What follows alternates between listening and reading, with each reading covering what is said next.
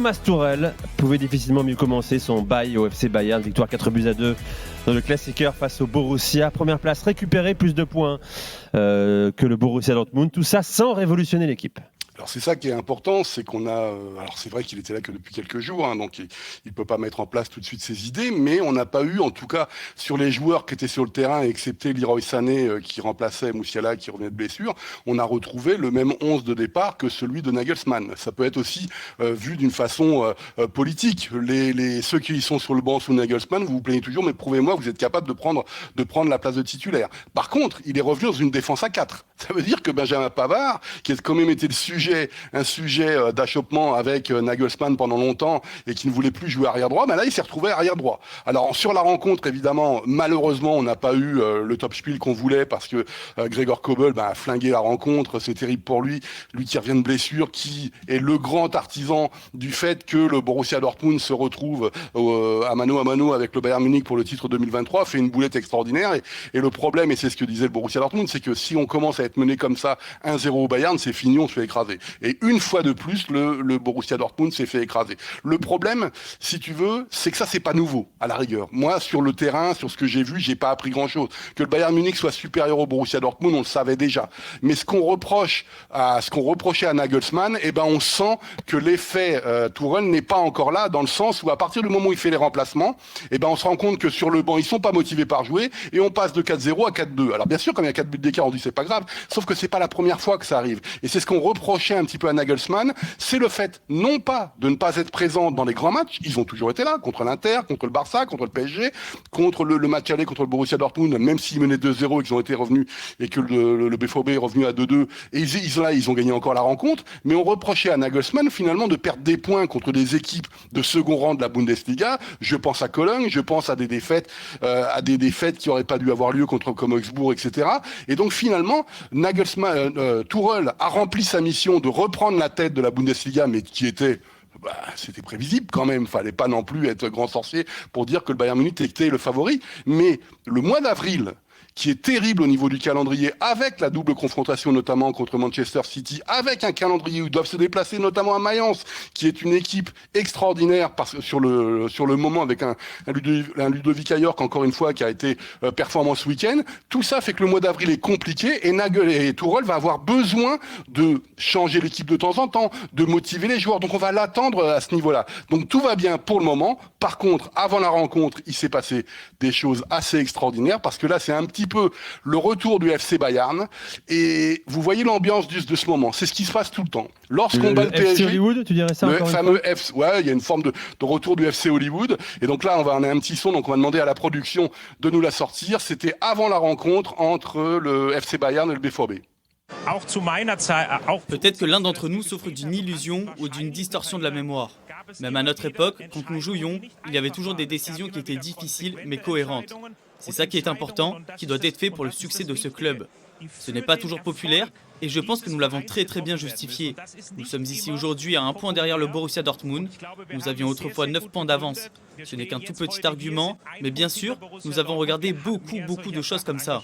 Mais cette allégation selon laquelle nous ne respectons pas le style du FC Bayern, là-dessus, je serai très prudent. Tu fais diversion, on t'a posé une question à laquelle tu n'as pas répondu et tu t'étends sur un sujet secondaire. Pour Nagelsmann, est-ce qu'il ne valait pas mieux lui dire au téléphone que c'était fini plutôt qu'il ne l'apprenne ensuite par un journaliste?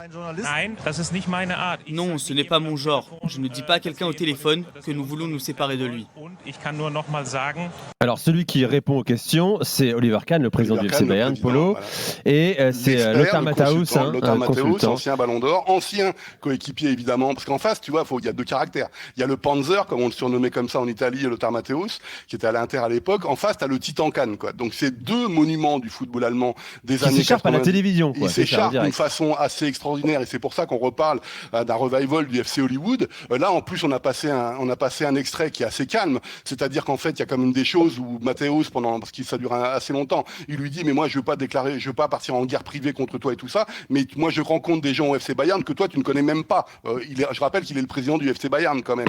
Donc, c'est des choses comme ça qui se sont passées, mais ça montre l'ambiance aujourd'hui autour du limogeage de Julian Nagelsmann, où, sur le fond, comme je vais reprendre ce qu'a dit le FC Bayern, c'est compréhensible, mais sur la forme, comment ça s'est passé, là c'est déjà beaucoup plus compliqué, parce que le Bayern apparemment aurait, si je reprends encore les propos de Matthäus, menti sur le fait qu'ils n'ont pas cherché à contacter son ancien coach. Alors, mais ça a été défendu par l'entourage de Nagelsmann, hein, qui a dit non, c'est nous qui avons appelé Salihamidzic pour savoir ce qui se passait.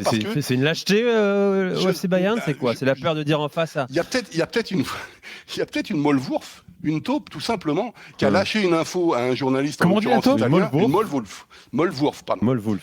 Oh, c'est bien, j'ai appris un mot ce soir.